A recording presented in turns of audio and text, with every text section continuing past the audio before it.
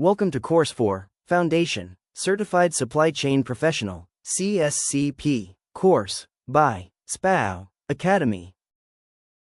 Topic 1. Supply Chains, Demand Management, and Forecasting. Section 2. Demand Analysis and Patterns. Lesson 2. Demand Patterns and Analysis. Welcome back, Demand Patterns and Analysis. In the previous lesson, we introduced the concept of demand analysis and why it's the foundation of a successful supply chain. We learned that demand is rarely static and is influenced by a variety of internal and external factors. Now, it's time to get practical. How do we actually make sense of historical sales data? The key is to look for patterns. By understanding the different ways demand can behave, we can choose the right forecasting method and make much better decisions.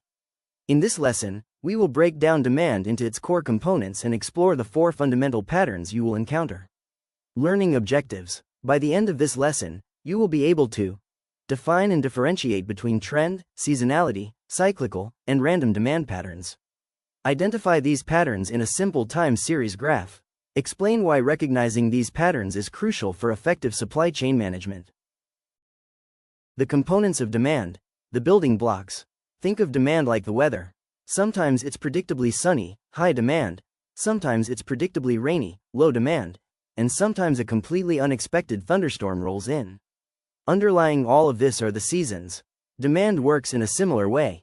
When we analyze a history of demand, what we're really seeing is a combination of 4 distinct components. By pulling them apart, we can understand what's really going on. Let's explore each one. 1. Trend. The long-term direction. A trend is the long-term upward or downward movement in demand data over a long period of time, months or years. It represents the general direction your demand is heading. Example. A company that sells electric vehicles has seen its sales increase year over year for the past decade. That's an upward trend. Example. A company that sells physical maps has seen its sales decline steadily as more people use GPS on their phones. That's a downward trend. Recognizing a trend helps you plan for the future. If you see an upward trend, you know you need to start planning for increased production capacity. 2. Seasonality, the predictable rhythms. Seasonality refers to patterns in demand that repeat at regular, predictable intervals within a calendar year. These are often tied to weather, holidays, or customs. Example. A ski resort sees a massive spike in demand every winter. An ice cream shop sees a spike every summer. This is seasonality based on weather. Example. A toy store sees a huge increase in sales every November and December leading up to the holidays. This is seasonality based on cultural events. Example. A coffee shop might see a predictable spike every morning between 7 a.m. and 9 a.m. This is a seasonal pattern within a single day. Understanding seasonality allows businesses to prepare. They can build up inventory before the peak season and plan for slower periods. 3. Cyclical, the economic rollercoaster. Cyclical patterns are wave-like fluctuations in demand that last longer than 1 year. These are often tied to the broader economy, periods of boom, high demand, and recession, low demand. Unlike seasonality, these cycles are not as regular or predictable in their timing or duration. Example. Demand for new homes, housing market, is highly cyclical. When the economy is strong and interest rates are low, demand is high. When the economy slows down and people lose jobs, demand for new homes plummets. This cycle might last 7 to 10 years, but it's hard to predict exactly when it will turn. Cyclical patterns are harder to forecast than trends or seasonality because they depend on complex economic factors. 4. Random variation, the unexpected surprises. Random variation, also known as noise, is the unpredictable component of demand. These are the fluctuations that cannot be explained by trend, seasonality, or cycles. They are caused by one-off, unforeseen events. Example. A celebrity is seen wearing a specific style of hat, causing a sudden, unexpected spike in demand for that product. Example. A blizzard shuts down a major city for 3 days, causing a sharp, temporary drop in sales for local retailers. Example. A viral social media post unexpectedly boosts demand for a niche product. By its very nature, random variation cannot be predicted. The goal of demand analysis is to identify and minimize the impact of this noise, so we can see the true underlying patterns, trend, seasonality, cycles. Putting it all together. A visual example. The best way to understand these components is to see them combined.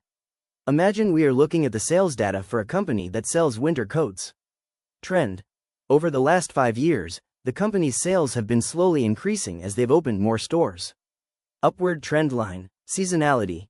Every year, sales are very low in the summer, June-August, and very high in the winter, November to January. Regular peaks and valleys, random variation. Last February, there was an unseasonably warm week. Sales for that 1 week were much lower than usual for a winter month. A sudden, unexpected dip. Now, look at the graph below. It shows how these components combine to create the actual demand we see in our data. Imagine a simple line graph here, the gray line, actual demand. This is the real, messy sales data you pull from your records. It has all the peaks, valleys, and wiggles. The blue line, trend. This is a smooth line showing the overall upward direction of sales over the 5 years. The red line, seasonality. This shows the regular up and down pattern that repeats every year. The green circle, random variation. This highlights the unexpected dip in February that doesn't fit the normal pattern. The goal of demand analysis is to look at the messy gray line and mentally, or mathematically, decompose it to identify the blue trend and the red seasonality, while acknowledging the green random variations as unavoidable noise.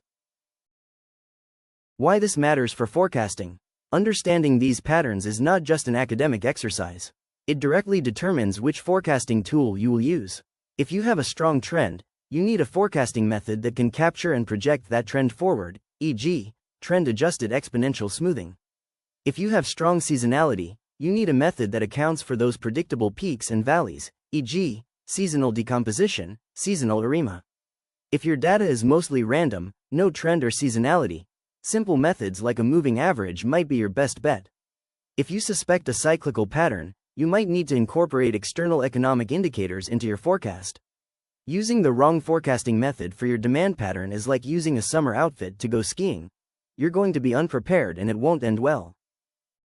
Lesson summary. In this lesson, we broke down demand into its 4 key components. Trend, the long-term increase or decrease in demand. Seasonality, predictable, repeating patterns within a fixed period, like a year, month, or week. Cyclical, longer-term wave-like fluctuations tied to the economy, which are harder to predict. Random variation, unpredictable, noise, caused by unexpected events. We learned that the demand data we see is a combination of all 4. By analyzing our data to identify these patterns, we can select the most appropriate forecasting method and build a more resilient and responsive supply chain. In our next lesson, we'll dive into the practical tools and techniques used to perform this analysis and start creating forecasts. I really appreciate you spending your time with me today. If you want to learn more, don't forget to hit that subscribe button. Your like means the world to us and helps this channel grow so we can continue bringing you great content. Thanks again, and see you on the next video.